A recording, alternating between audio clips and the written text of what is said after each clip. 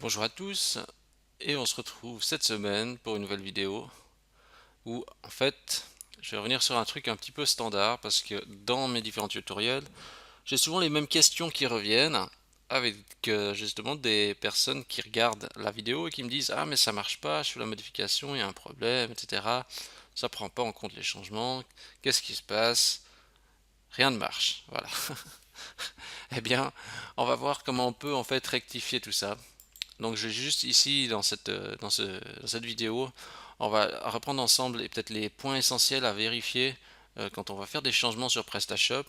Donc ça veut dire qu'est-ce qu'il faut configurer dans PrestaShop pour maximiser les chances de voir ces erreurs s'il y en a et s'assurer que les changements qu'on est en train d'effectuer soient bien pris en compte. Voilà, ce sera donc vraiment une vidéo toute simple avec des rappels des basiques, mais je pense que c'est nécessaire vu le nombre de questions qui remontent. Et puis pour moi de mon côté, ça me permettra de dire allez regarder cette vidéo et vérifiez bien ce que je recommande. Alors la première chose, la première erreur classique quand on fait du PrestaShop et puis que les changements ne sont pas pris en compte, en fait ça concerne dans les paramètres avancés performance. Alors là on a différents réglages et ce qui est très important c'est déjà de mettre donc justement ici recompiler les fichiers de templates s'ils ont été mis à jour. Si vous faites pas ça, en fait PrestaShop ne va, si vous par exemple c'est cette option là, PrestaShop ne va pas recharger le template et vous aurez toujours des vieux fichiers qui seront affichés. Donc, il faut bien mettre cette option recompiler les fichiers de template qui ont été mis à jour. L'option du cache, d'ailleurs c'est bien écrit, devrait être activée sauf pour les tests et les debugs. Donc il faut vraiment que ça soit à non. Ici c'est déjà à non et c'est déjà à recompiler parce que c'est un environnement dans lequel j'ai déjà travaillé et j'enregistre ces changements. On a ça. Qu'est-ce qu'on a d'autre? Ouais, ça j'y reviendrai peut-être un petit peu plus tard pour ça. Ici en dessous on a justement là la partie compression. Donc ici vous mettez, il faut vraiment laisser tout à non. Donc si c'est à oui la compression etc. Vous mettez tout à non. Optimisation à page vous pouvez mettre aussi à non quand vous travaillez en mode test. Laissez tout ça à non.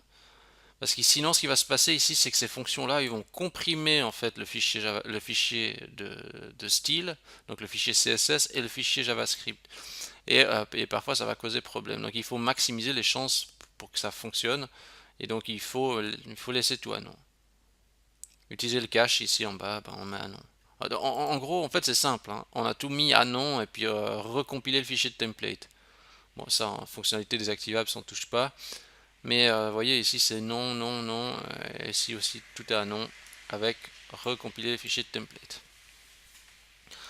Alors ça c'est vraiment la première chose, c'est la première erreur déjà que font la plupart des personnes qui essayent de mettre en place PrestaShop et qui ont des soucis au niveau de l'actualisation dans les différents tutoriels ou lorsqu'ils font des modifications. Et la deuxième chose vraiment à vérifier qui est vraiment importante, déjà sincèrement il faut vraiment, si vous n'avez pas Google Chrome, vous allez sur le site de Google Chrome et vous installez Google Chrome. Vous allez me dire peut-être que moi j'aime pas Google Chrome, j'aime pas Google, etc. Peut-être, mais la première chose, il faut savoir c'est que Google Chrome c'est toujours le navigateur le plus utilisé actuellement, donc il faut utiliser le même navigateur que la plupart des gens utilisent. Ça c'est vraiment très important, parce que vous allez voir, c'est ce que vont voir la plupart de vos utilisateurs. Donc installez Google Chrome, même si vous n'êtes pas un fan de Google Chrome, ou même si vous êtes sous un Mac, mettez Google Chrome. Une fois que vous avez mis Google Chrome, bah là on est déjà dans Google Chrome, hein. En fait, bon après sous Mac, il faudra regarder les touches, mais tout ce qui est dans l'environnement Windows, il faut appuyer sur la touche F12. Donc regardez, j'appuie sur la touche F12, il y a quelque chose qui se passe, il y a une console qui s'ouvre. Il se peut même que la console s'affiche à un autre emplacement. Elle peut même s'afficher comme ça, peut-être par défaut. D'ailleurs, peut-être même qu'elle s'affiche comme ça chez vous quand vous appuyez sur le bouton. Alors, si elle s'affiche comme ça, modifiez la position de la console, vous cliquez sur les trois petits points et vous dites OK, il faut qu'elle s'affiche en bas, c'est plus pratique. Et peut-être que ça s'affiche directement en mode mobile. Alors, si ça s'affiche affiché directement en mode mobile, vous appuyez une fois ici. Voilà, comme ça Ça, juste pour information, donc ça c'est le bouton pour changer de support. Donc quand on appuie, bon, quand on est en standard, là on est en navigateur classique, donc sur un ordinateur, quand on appuie une fois, on est sur un mobile et on peut choisir le mobile. C'est vraiment simple. Je rappuie sur ce bouton, je rebascule dans le mode standard, mais j'ai toujours ma console activée. Voilà. Et maintenant, si vous, justement, c'est quand par exemple vous avez fait des changements sur une fiche produit, vous avez fait, enfin pas sur une fiche produit, mais vous avez fait peut-être un changement sur le template de la fiche produit, ou bien sur la page d'accueil. Ce que vous devez faire, qui est très important, vous devez aller dans Network, ici, et assurez-vous que cette case désactiver le cache est bien activée. Qu'est-ce que ça a pour incidence? Quand on actualise des pages, quand on navigue, eh bien en fait ça recharge à chaque fois complètement la page. Ça permet de bien prendre en compte les changements que vous êtes en train de faire. Donc là maintenant on peut travailler, hein, donc si on recharge notre page ou bien si on actualise comme ça, eh bien ça recharge toujours les informations correctement parce qu'on est dans l'onglet Network, Disable Cache, et le cache est activé. Donc vous avez bien compris, on a tout désactivé les caches dans le back-office et en plus du côté navigateur, on force la désactivation du cache pour être sûr que c'est toujours bien les bonnes informations qui sont affichées. Pour si vous rencontrez encore des problèmes et que ça s'actualise toujours pas, autre point possible, c'est revérifier bien. Normalement, quand vous avez Disable Cache, là ça fonctionne, je veux dire, l'actualisation doit se faire correctement. Ce que vous pouvez faire, c'est par mesure de sécurité, quand vous rechargez une page, vous faites comme ça, vous faites un F5 ou le top du top, un CTRL R qui force en fait le rafraîchissement. Donc CTRL R égale un forçage du rafraîchissement. Puis en plus c'est beaucoup plus pratique, vous n'avez même pas besoin d'aller cliquer sur le bouton. Donc si vous êtes dans ce mode de la console, en mode Network, Disable Cache, puis en plus vous faites des CTRL R, là vraiment vous avez vraiment les cartes en main pour que les changements soient bien pris en compte. Si ça ne s'actualise toujours pas, parce que c'est possible, par exemple si vous avez été modifié dans un fichier de traduction ou un fichier XML, peut-être que même en faisant ça, ça ne fonctionne pas l'actualisation. Si c'est le cas, alors il faut aller toujours dans paramètres avancés performance, et là vous pouvez faire vider le cache. Et je sais que des fois de faire cette opération là, vide encore le cache à certains emplacements. Ça prend un petit peu de temps. Donc des fois de faire ça, ça peut actualiser certaines traductions que vous avez modifiées à la main dans certains fichiers. Voilà. Et là on refait CTRL R sur notre page, on regarde toujours que c'est Disable Cache et le contenu est réactualisé. On va aller voir maintenant, on va descendre un petit peu dans les entrailles un peu plus profonds de PrestaShop. Donc si, bon j'ai pas précisé, mais pour les versions 1.6 de PrestaShop les plus anciennes, enfin les plus anciennes, la version précédente, paramètres avancés performance, juste vérifier, je crois que c'est exactement la même chose. Oui, c'est la même chose, hein. Donc pour PrestaShop 1.6, jusque là on est pareil. Un autre petit point, c'est pour au niveau des overrides. Si vous ne savez pas ce que c'est un override, c'est en fait c'est une couche qui va modifier le comportement de PrestaShop par défaut. En fait, c'est des nouveaux fichiers que des fois on met en place pour modifier le comportement de PrestaShop par défaut sans pour autant toucher les fichiers du cœur. Et des fois, ce qu'il faut faire, des fois, alors là c'est des cas un peu plus isolés, mais on doit en fait, je vais juste descendre hein, dans le... En fait, si vous regardez bien, donc c'est dans les versions PrestaShop 1.2, 1.7, c'est dans en fait app cache prod ou app cache dev, ça dépend dans quel mode on est. On a un fichier qui s'appelle classindex.php, on peut le supprimer. En fait, c'est le fichier qui liste directement les classes de PrestaShop à charger. Et quand on a des fois des problèmes avec un override, il faut des fois supprimer le fichier. Comme ça, il peut en fait reprendre en compte. D'ailleurs, on va voir là, il a recréé le fichier classindex. Dans les versions 1.6 de PrestaShop, c'est dans... je vais peut-être y aller, hein, dans les versions 1.6 de PrestaShop. Là, je suis dans quelle version? 1.6, 1.9, ok. Dans les versions 1.9, le fichier de override, il est directement dans le dossier cache, c'est classe index. Je vous montre juste pour que vous compreniez. Alors après, si vous comprenez rien du tout à ce classe index, C'est juste qu'il faut comprendre qu'en fait c'est un fichier qui liste en fait les différentes classes de PrestaShop. Et une fois qu'il a été créé, ben, il s'actualise plus. Alors si on fait des modifications dans les classes, on crée des nouvelles classes, etc. euh, ou on surcharge des nouvelles classes avec un override, ben, il faut penser à shooter ce fichier. Et si vous n'avez rien compris, c'est pas grave, parce que ça c'est vraiment des trucs pour les plus avancés. Et celui qui est confronté à ce problème-là, il saura de quoi je parle au niveau des overrides. Voilà, voilà. Qu'est-ce que j'étais dans 1.2 tuto? Je suis retourné dans mon dossier. Voilà. Alors, suite. Qu'est-ce qu'il y a d'autre d'intéressant? Ah oui, le mode debug. Alors avant, j'ai pas voulu montrer tout de suite l'option, mais il y a effectivement un mode debug.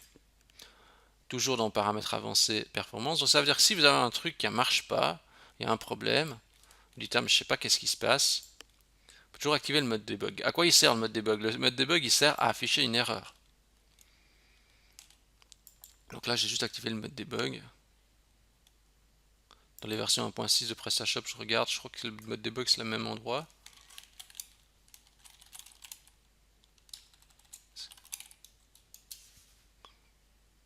Non, c'est pas au même endroit. Bon, ben, je vais rester sur la version 1.7 quand même. Le mode debug dans la version 1.6, il faut l'activer dans le fichier config. Mais bon, là on peut le faire depuis le back-office de PrestaShop. Donc là, on vient de l'activer, donc le mode debug. Bah, vous allez me dire, ah, mais il n'y a pas de différence en fait. Effectivement, il n'y a pas de différence pour autant qu'il n'y a pas d'erreur. Je vais juste faire volontairement une erreur dans ce fichier, par exemple. Je vais aller dans le PrestaShop tuto. C'est juste pour vous montrer qu'est-ce que ça fait en fait avec le mode débugage activé. Alors, template, je vais volontairement dans la fiche produit, et puis je mets une petite variable que je définis pas. Je vais écrire ma variable. Voilà, c'est un truc que j'ai mis dedans, par exemple.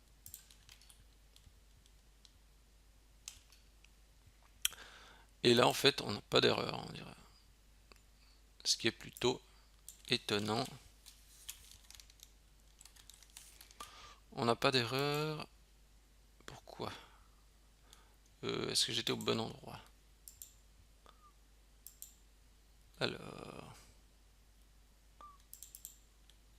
je cherche une erreur volontairement peut-être. Tiens, test, PrestaShop 1722 tuto. Pourtant, il me semble bien que je suis dans le bon dossier. Alors, qu'est-ce qui nous fait ce truc? Et là, je mets juste un petit texte pour voir ce qu'il fait.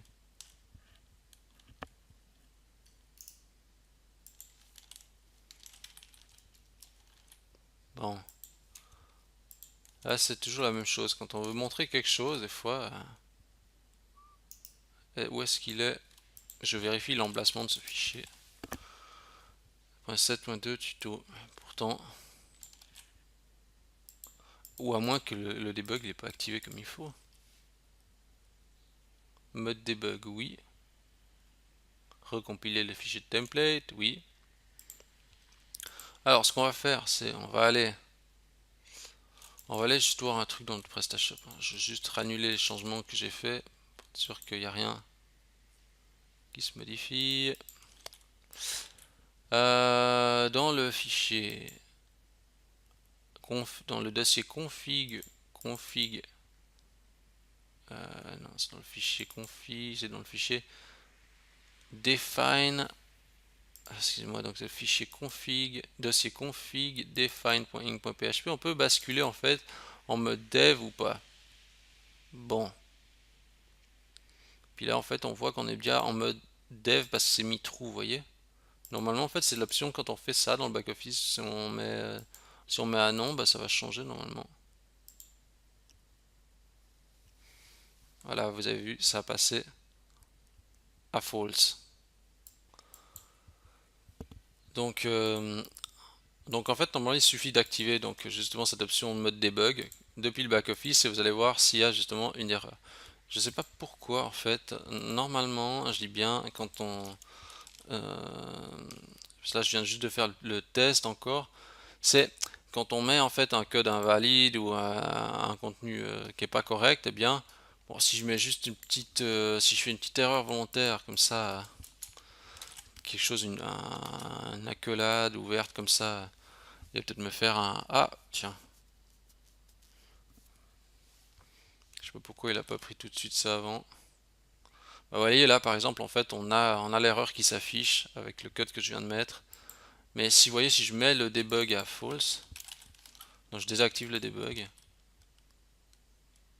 Bon, on a juste une page blanche, on n'a pas le détail. Donc le fait de mettre ce debug, ça permet de voir plus de détails.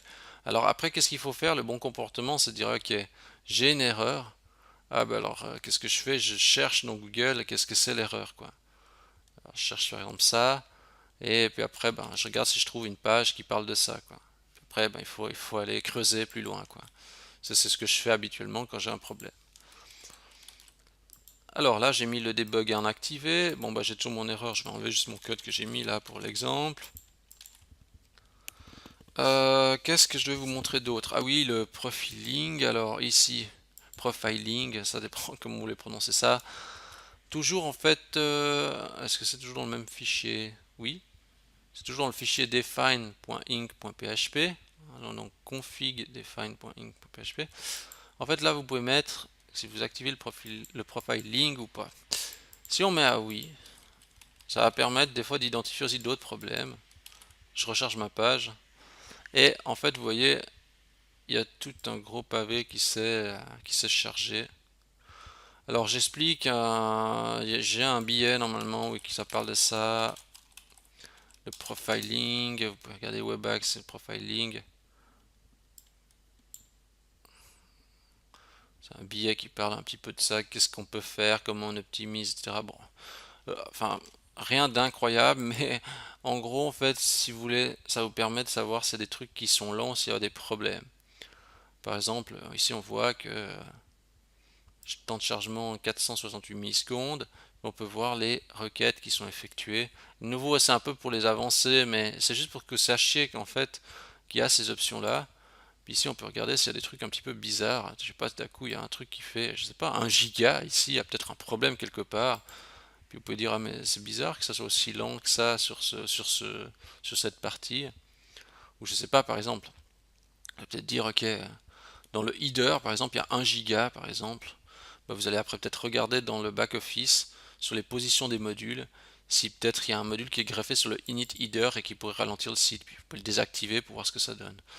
Et peut-être là je rentre dans des trucs un peu plus trop aboutis, mais c'est juste pour savoir qu'il y a le profiling qui est là, qui permet d'avoir un log avancé de ce qui se passe dans le PrestaShop. Et le profiling normalement il marche aussi dans le back-office.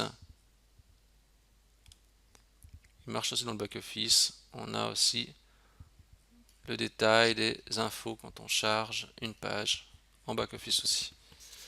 Après, bon, voilà, donc, bon, je crois qu'on a vu, mais le plus important, ça reste de tout désactiver ici dans la partie performance, hein, comme on vient de voir. Juste enlever ce profiling là, parce que c'est vraiment des cas spéciaux, on active ça. Donc le plus important, c'est de tout désactiver ici dedans, hein, comme on a vu avant. Peut-être éventuellement laisser le debug actif. Et je recherche juste ma page. Et justement, bien mettre Disable Cache avec le network. Et comment bien travailler? Donc on va juste voir encore ça. Qu'est-ce qu'on va voir? Comment bien travailler? Alors quand vous allez faire des modifications sur un fichier, soyez un petit peu organisé. Donc ça veut dire que déjà avant de faire un changement sur un fichier, je vais dedans, je sais pas, je vais ouvrir un fichier. Qu'est-ce que je vais ouvrir? Je vais ouvrir un fichier volontairement au hasard. J'en sais rien, c'est pas d'importance, c'est pour notre exemple. Non. Alors, non. En fait, quand vous allez faire des modifications là-dedans, ce qu'il faut toujours vous dire, c'est déjà avant que je modifie un fichier, vous faites une sauvegarde du fichier. Donc vous faites un fichier enregistré sous, vous enregistrez votre fichier quelque part, la copie. Ça, c'est la première règle importante. La deuxième règle importante, c'est quand vous allez faire des modifications, eh bien, vous mettez un commentaire où vous avez fait une modification. Par exemple, ça veut dire que dans les fichiers TPL, le commentaire, il se met comme ceci. Il se met un crochet, une étoile, et c'est écrit, par exemple, j'écris Webax, il a fait un changement, le 23 du 10, et je sais pas, il a ajouté, et le truc c'est ajouter une fonction pour afficher un logo. Voilà. Et je fais une étoile et une accolade et je referme. Comme ça, je sais pourquoi j'ai mis ce code là et qu'est-ce qu'il fait. C'est très important de mettre des commentaires. Peut-être qu'on va pas aller déjà en 2018, on va rester déjà en 2017 avant d'accélérer dans le temps. Voilà, donc c'est ça qui est important. Et ben, dans les fichiers CSS, parce que vous allez certainement modifier aussi régulièrement des fichiers CSS, dans les fichiers CSS c'est quasiment la même chose. On va aller ouvrir un fichier CSS au hasard. Là, vous voyez, c'est ce que j'ai déjà fait, comme j'ai bien fait mon travail ou presque. Vous voyez ici, j'ai écrit par exemple, c'est très simple, le commentaire c'est comme ça, donc c'est slash étoile webax. J'ai pas écrit la date. Hein. Après j'écris où je peux écrire la date. Et puis justement, qu'est-ce que c'est, la tuto, etc. Là, étoile et fermer et on refait un slash. Voilà. C'est juste la syntaxe qui change légèrement pour les commentaires, mais c'est important de mettre. Vous voyez, si franchement j'étais arrivé dans ce fichier, on a vu le cas, j'ouvre le fichier, qu'est-ce que je me serais rappelé que c'était ça? Je me rappellerais pas de qu'est-ce que c'était ce truc. Et là, je sais tout de suite en fait c'est le que c'est le tutoriel 36 qui concerne en fait ce bloc-là. Donc n'oubliez pas, toujours mettre des commentaires. Si vous avez fait un peu n'importe quoi, parce que ça arrive parfois qu'on touche à tout, puis après on se rappelle plus trop de ce qu'on a fait, puis on aimerait bien revenir en arrière, puis qu'on peut pas, eh bien il y a une méthode toute simple, il suffit d'aller sur PrestaShop. En fait, vous allez rechercher PrestaShop Archive, et vous allez regarder en fait dans les archives de donc version développeur de PrestaShop, et vous pouvez aller regarder. Non, alors, je viens de faire un petit peu n'importe quoi. Alors, dans les archives de PrestaShop, ouais, c'est un petit peu plus bas. Voilà, on a téléchargé version précédente. Et en fait, vous pouvez télécharger une vieille version de PrestaShop. J'en sais rien. C'était, enfin, peut-être qu'il faut prendre la version adaptée. Par exemple, ici, on a un 1.7.2.2. Je dis OK, ah bah c'est celle-là en fait, c'est l'ancienne version. Je la télécharge. En fait, c'est juste pour vous montrer quand même le comportement à faire. Donc, ça vous semble évident pour ceux qui ont l'habitude, mais pour les novices, moins facile. Je double-clique sur l'archive et je vais aller rechercher le fichier qui m'intéresse. Si c'est le custom CSS, ben je vais dans le thème, classique, asset, CSS, custom.css, et ça me permet de retrouver un fichier original, par exemple. Voilà. Puis après, ça, vous pouvez faire un remplacement, enfin ce que vous voulez. Voilà. Bon, bah, écoutez, je crois qu'on a fait le tour. Hein. Pour moi, ce qui était vraiment important, c'est de montrer comment on met un PrestaShop un peu en mode, on va dire, développement, en désactivant tous les caches, en activant le mode debug, en mettant la console Google Chrome, en forçant le rafraîchissement, en manipulant des fichiers, en mettant des commentaires, en revenant en arrière, en reprenant justement un fichier d'archives. Ben voilà, je crois qu'on a fait le tour. Donc vidéo, on va dire assez classique, hein. Rien d'exceptionnel, on n'a rien vraiment appris de nouveau ici dans cette vidéo, mais c'est un bon récapitulatif qui va servir pour ceux qui démarrent dans PrestaShop, qu'ils aient la bonne configuration. Et puis ben moi de mon côté, ça va me faciliter la vie. Comme ça, je vais renvoyer tout le monde, enfin tous ceux qui galèrent, on va dire, dans PrestaShop au niveau de l'actualisation, vers cette vidéo. Donc voilà. Si vous avez aimé cette vidéo, je vous invite à la liker, hein, parce que si elle vous a aidé, vous pouvez toujours laisser un petit commentaire. Si vous avez aussi des petites astuces à proposer, n'hésitez pas à les mettre dans les commentaires. Et si vous aimez les vidéos que je vous propose, n'hésitez pas à vous abonner à la chaîne YouTube. Sur ce, je vous dis merci d'avoir regardé cette vidéo et je vous dis à la semaine prochaine. Merci à tous.